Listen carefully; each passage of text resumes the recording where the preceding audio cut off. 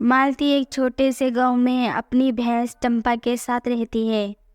मालती का बेटा राघव शहर में जॉब करता था। राघव ने वहीं पर एक शहरी लड़की से शादी कर ली थी। राघव अपनी माँ के लिए ना कोई खर्चा भेजता और न ही अपनी माँ का हालचाल पूछने आता था। मालती को अपने बेटे की याद तो बहुत आती थी, पर मालती अपनी भैंस को खिलाने पिलाने में लगी रहती थी। चंपा जितना भी दूध देती थी, मालती उसको बेचकर अपने घर का खर्चा चला रही थी। एक दिन मालती चंपा को चारा डाल रही थी, फिर चंपा से बातें करने लगती है और बोलती है, मुझे यकीन है चंपा, मेरा बेटा राघव एक दिन जरूर आएगा मेरे पास। और तू ही तो है चंपा, जो मैं तुझसे बात कर सकती हूँ और कोई सहारा नहीं है मेरा। इसलिए तो मैं तुझे बच्चों जैसा प्यार करती हूँ। ऐसे ही कुछ दिन बीतते हैं। एक दिन मालती देखती है कि उसका बेटा और बहू उसके सामने खड़े हैं। उन दोनों को देखकर मालती बहुत खुश होती है। फिर उसका बेटा राघव बोलता है, माँ, मुझे शहर में नौकरी से निकाल दिया है। अब मेरी नौकरी कहीं नहीं लग रही है। मैंने सोचा मैं गाँव चले जाऊँ माँ के पास, कुछ दिन अच्छे गुजर जाएंगे। हाँ बेटा, तूने बहुत अच्छा किया, मैं तो तुझे याद करती रहती थी।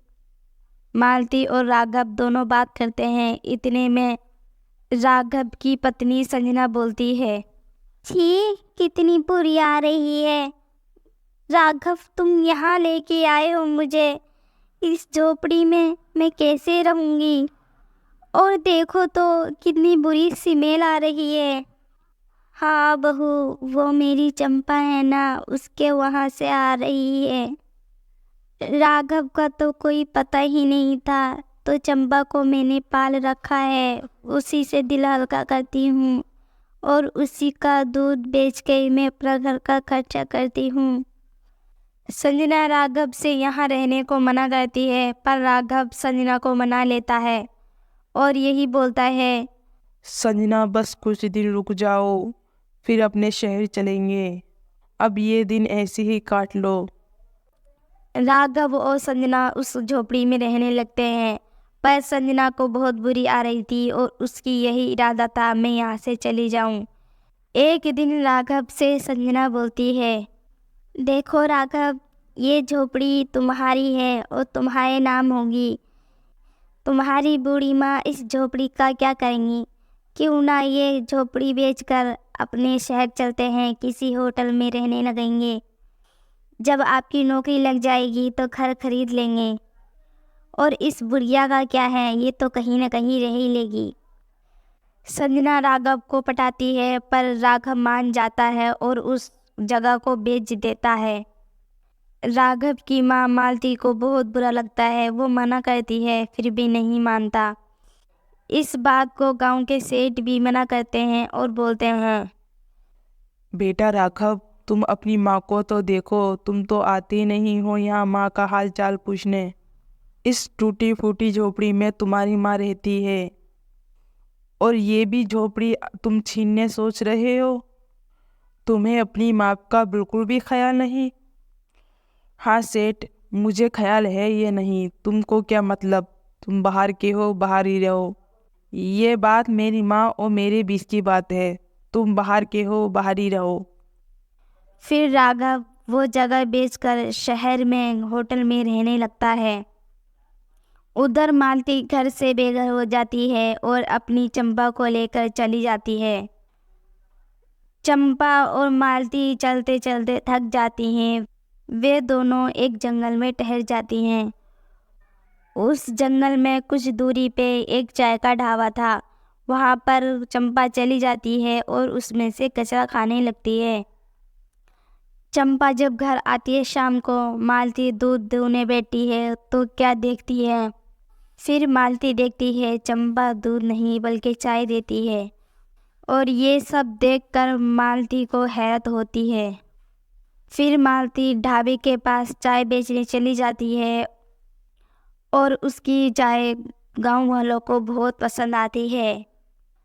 पूरे गांव में यही शोरत हो जाती है, उस बूढ़ी अम्मा के पास चाय देने वाली भैंस है।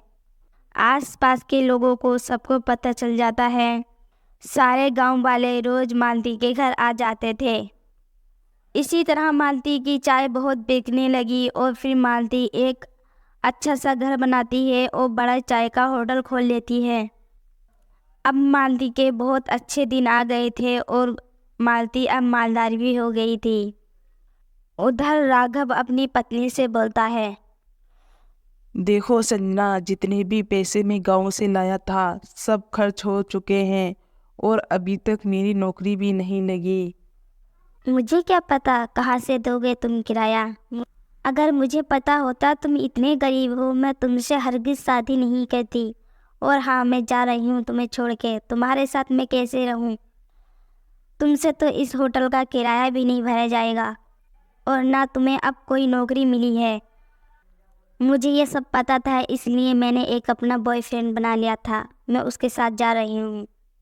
फिर संजना राघव को छोड़कर किसी और लड़के के साथ चली जाती है और राघव दीवाना पागल सा हो जाता है और यही सोचता है, अब मैं कहाँ जाऊँ।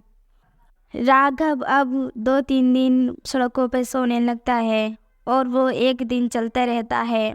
राघव चलते चलते एक छोटे से गांव में पहुंच जाता है। वहां पर सुनता है थोड़ी सी दूरी पर एक जादुई भैंस है जो दूध नहीं बल्कि चाय देती है। उस भैंस की चाय पीने बहुत बहुत दूर के लोग जाते हैं। राघव भूखा था, राघव भी उसी जगह चले जाता है। राघव जब देखता है वो बूढ़ी अम्मा कोई और नहीं बल्कि मेरी माँ है और उसकी माँ भी पहचान लेती है और राघव खूब रो रो कर अपनी माँ से माफ़ी मांगने लगता है। मालती राघव को माफ़ कर देती है। फिर राघव और मालती दोनों होटल में चाय बेचने लगते हैं।